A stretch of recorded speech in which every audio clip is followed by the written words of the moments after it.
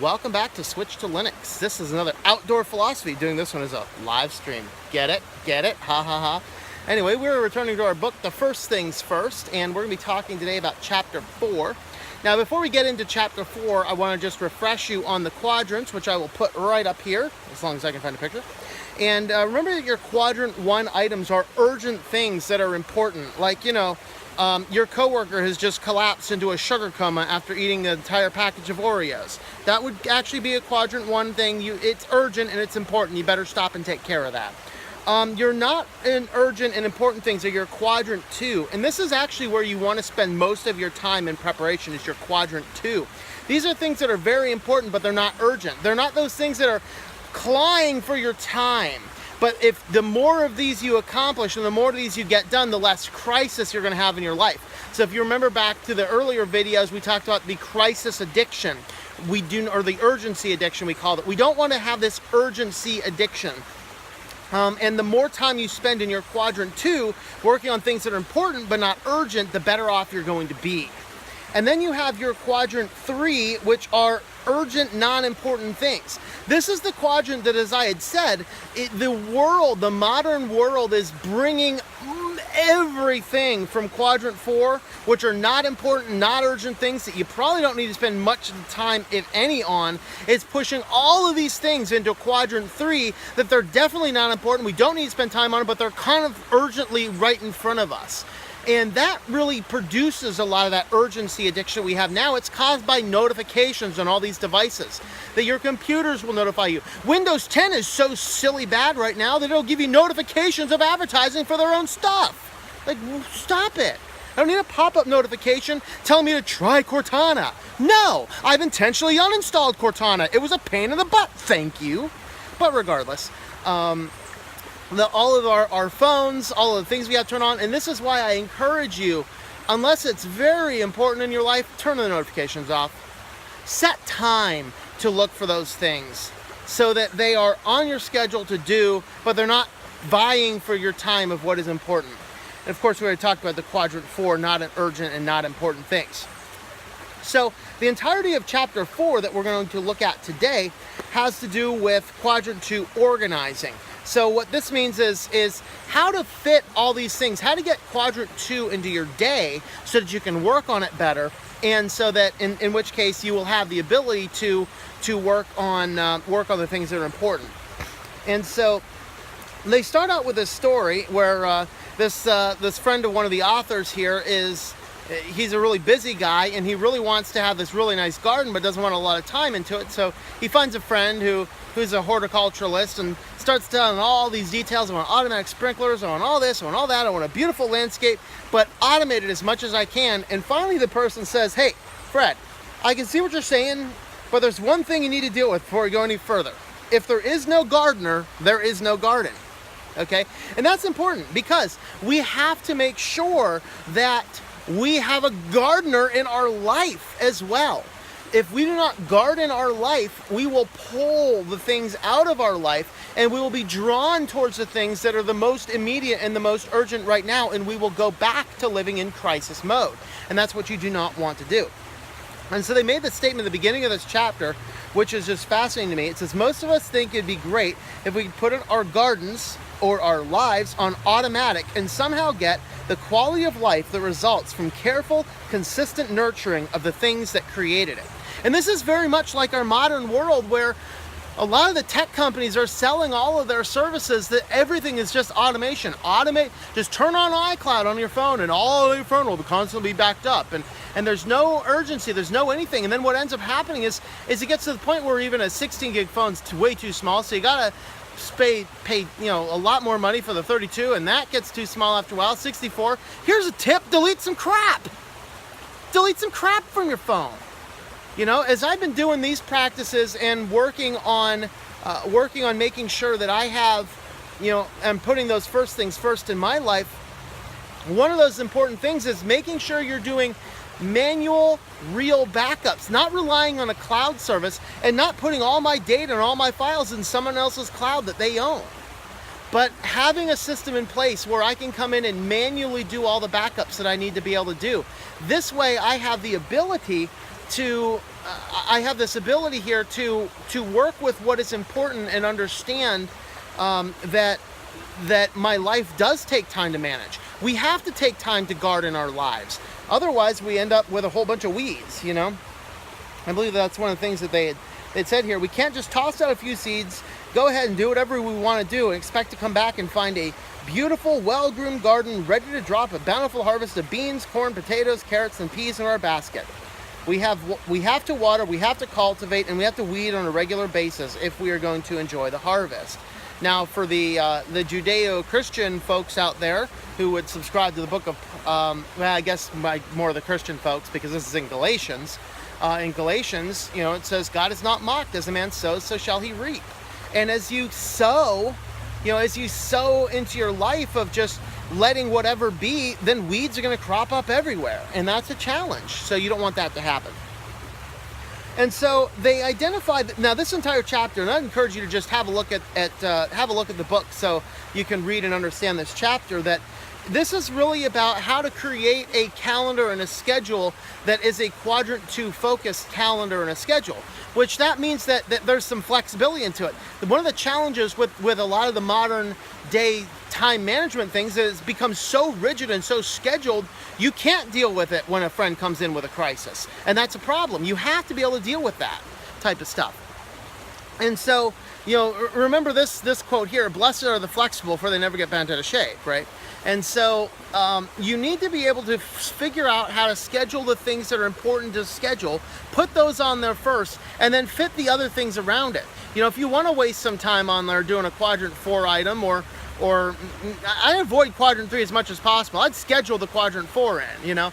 If you want to watch some TV and get some quadrant 4 stuff in there, make sure you fit it around the places where it will fit. Don't allow it to overtake your schedule. So you've probably heard the analogy of the guy that has a big old jar, right? And he wants to put a bunch of stuff in there. And if you start by filling the jar with the water, you can't fit anything else in. But if you put the big rocks in, and then the little rocks in, and then the sand in, and then the water in, you can fit a whole lot more into that jar. And that's much like our lives. So the quadrant 2 scheduling, this fourth principle scheduling that they're talking about in this book, is understanding that we're scheduling not from a perspective of what things do we have to accomplish, but we are doing it from the perspective of what are the things that are most important, those first things. As Pastor Chip Ingram says many times, you know, he was this crazy compulsive A personality. He's just whatever's on the list he does, whatever's on the list he does, whatever's on the list he does. And he says it got to a point where he had to stop making a to-do list because it was being a domineer over schedule. Don't do a to-do list, do a to-be list. What do you want to be? And that's really the important part of where this quadrant 2 organizing comes into effect. So they identify 6 things that you should do as you are planning out your schedule. Now, you do your schedule on a weekly basis, not on a daily basis. That's the thing that throws a lot of people into whack, because it's like, what do I need to accomplish today? Now, if you do what you need to accomplish this week, you have more flexibility to move things around as the time comes up. So, you know, and I told the story before, and I got permission to tell again, by the way, of the kid that I mentored got lost in the woods last year. Well, that's a pretty urgent thing, but, you know, I had things I wanted to schedule, and there were things on my schedule for that day. But guess what? A kid lost in the woods is way more important than, you know, than what was on my schedule. I'm sorry, I can't go help look for you. I have to get this website done. Are you kidding? No, but that's the schedule 2, the quadrant 2 scheduling system. It's like, I want to look at what's important in my life, and if somebody has an urgent need, I'm always going to set down a website to go help with an urgent need. It's just part of who I am. That's the important part of life in that perspective. So number 1, they identify these 6 steps. Number 1 is connect with your vision and your mission. So they talk about, and of course on the picture up here on the cover of the book is a clock and a compass. So we talk about being managed by the clock, and most people live their lives at the mercy of the clock. But they talk about considering both the clock and the compass. The compass gives you that direction, that vision. It points the way you want to go. And so number 1 is connecting with your vision and with your mission. And so with that perspective being said, what you want to do is ask yourself, what are the most important things in my life? Keeping those front and center so you can understand what are those things that will take priority over the other stuff that's already in the schedule. So connecting with your vision and your mission. And then step 2 is identify what roles you have. So what this means is in our lives, we have a lot of different roles we play, maybe a lot of different hats we take on and put off throughout the day. You might have the husband and father hat. You might have the wife and mother hat. You might have the YouTube content creator hat. You might have the web designer hat. You might have whatever your job is hat. And basically you want to identify whatever all of your roles happen to be, and then you want to list those. Now they give us these nice framework sheets, which I believe you can actually get at their website. This is this is put out by the Franklin Covey Company. I believe you can probably go to their website and buy their things. If I think of it and I can find any on Amazon or something, maybe I'll link them down below. But otherwise, you can go to it's like Franklin Covey is I don't know their website. But Franklin Covey, it's a huge business motivation group. You can probably find these things there on theirs. I remember I built some of these up on Excel at one point in time. So I have a bunch of these laying around. But regardless, step 2, identifying your roles. What you want to do is on your time management sheet is you list what your roles would happen to be. So you list all those down so that you can set individual goals. Now, we don't talk about it as much in this chapter, but in later chapters, we're going to be expanding on each of these 6 points. But you want to identify some key roles in each of these, key goals in each of the roles. There you go. Goals and roles. There you go. And so they want to focus on no more than 7 categories. Anything more than 7 and you just kind of go crazy. Of course, they also give you another separate one, which they call sharpen the saw. So if you remember from the previous videos, we talked about those 4 key areas: the physical, the social, emotional, the mental, and the spiritual. You always want to make sure you have time in your week to work on those areas. And, whether that's, if you're a Christian guy like me, you want to listen to some more sermons. Maybe you want to do some exercise for that physical, or foster good relationships, or work on something for your job in the mental arena. So you want to make sure you schedule those types of things into your day. Those are what they call sharpen the saw. So of course, there's a guy, walking down the way. He sees this guy chopping out this saw with this, with this tree. He's just sawing away at it. Guy comes back several hours later. The guy's still sawing the same tree. He goes, "Dude, you would have been done by now if you stopped and sharpened your saw." He's like, "I'd stop and sharpen my saw. I just don't have the time." No, you don't have time not to. You need to stop and refresh yourself. Stop and recharge yourself, because it makes you more efficient to do the things that you need to do in the future. All right. Now, step 3 is to select the quadrant 2 goals in each one of your roles. So I guess they do mention it. So here, what you want to do is identify 1 or 2 goals that you'd like to accomplish this week in each one of your up to 7 identified roles in your life. So you can say, what is it that I want to accomplish this week? If you want to get going on your YouTube channel, what is it you need to do this week to help you along that goal? Maybe you want to foster a better relationship with your children, or work on another project in your job. You need to schedule those things into your calendar and into your time so that you can understand what you need to do in those respects. And then step 4 is to create a decision-making framework. What this means is that you are identifying, if you have a calendar that's put together, and we don't put together a calendar with rough times. We do some loose things, some loose goals. We identify some things that are on a time grid, time-sensitive things, and some things that are not time-sensitive. We do the time-sensitive things when the time calls for it, and we do the other things as the time allows for it. But then the decision-making framework, what this means is that you want to be able to adjust and adapt. If some urgent item comes up in your life today, you need to decide, is it a quadrant 1 urgent item, or is it a quadrant 3 urgent item? If it's a quadrant 3 urgent item, you probably just ignore it.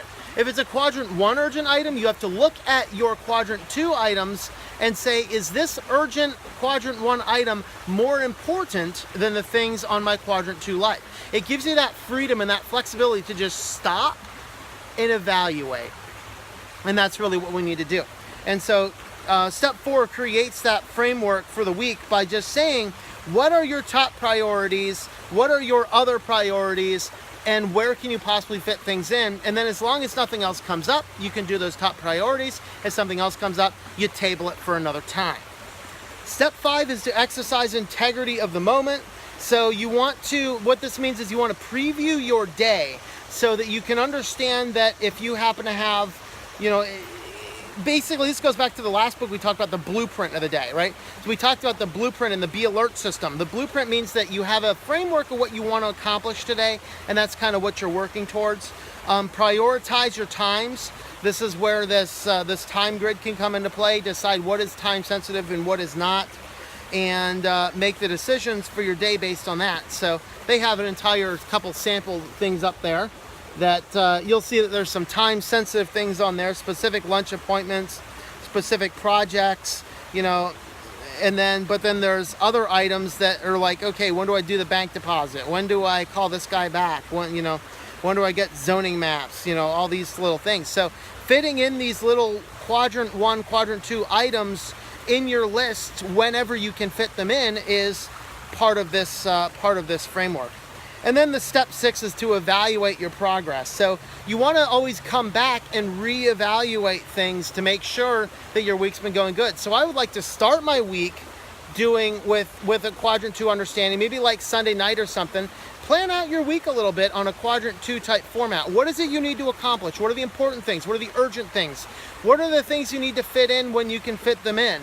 And then near the end of the week, maybe Saturday, at the end of the week, you go back and you will reevaluate part of your week to find out how things went overall.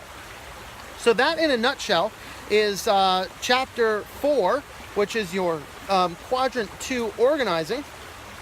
So we will be back next week with chapter 5, which we will chapter 5 starts doing a deep dive in each one of those 6 principles. So thanks for watching this outdoor philosophy live streamed. Yeah, get it. As long as I don't drop my phone on the live stream, I'll be fine.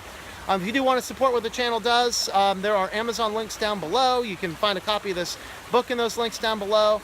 And you can also support us on Patreon, patreon.com/TomM. So thanks for watching, everybody. I hope that you enjoy switching to Linux.